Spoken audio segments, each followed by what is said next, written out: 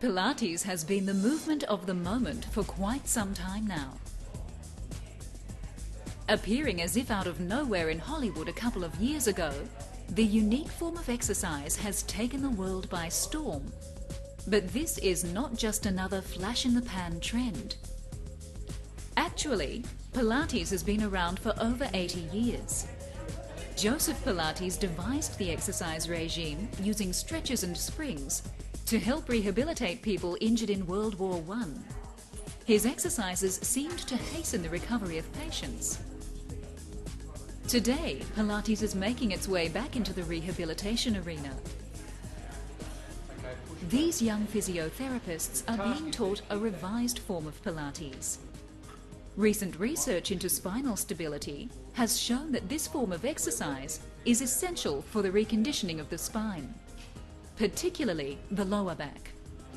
Some of the original exercises have been cut from the regime as research can't support their efficacy. What's left over is a set of proven effective exercises now known as Clinical Pilates.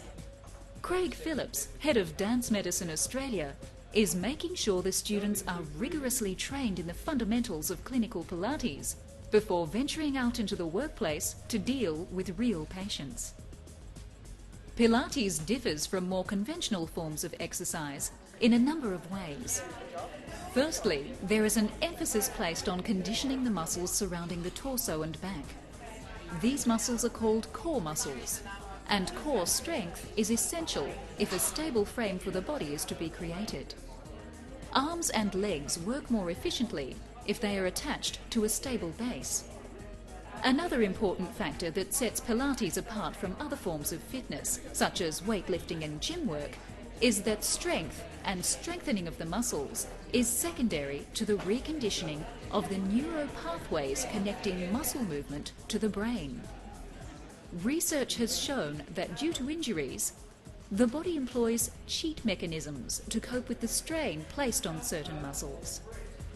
As a muscle becomes injured, it either becomes long and weak or short and tight. To compensate, the brain employs the help of extra muscles surrounding the injured one to complete the movement task. Over-recruitment, as this is called, can lead to all sorts of pain later on. Because we do certain movements every day, we cease to feel or register the impact it is having on our muscles.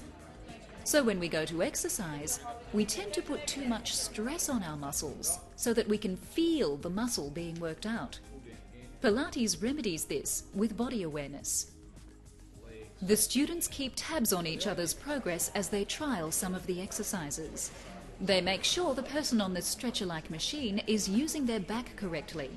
Springs at the base of the machine can be attached or released to adjust the tension. Remember, the emphasis is not on strengthening.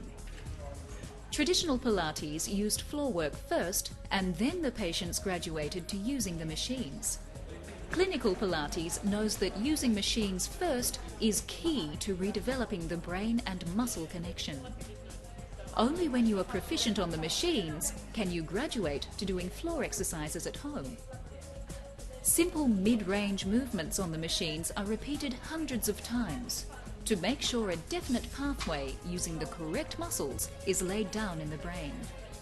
Over time, this correct movement will become second nature to the patient. Hopefully, the patient will begin to use the correct muscles when he employs this movement to perform everyday tasks.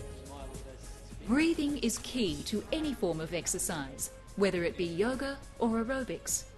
Craig stresses the importance of breath to his class. The correct employment of the diaphragm is crucial to stability and balance.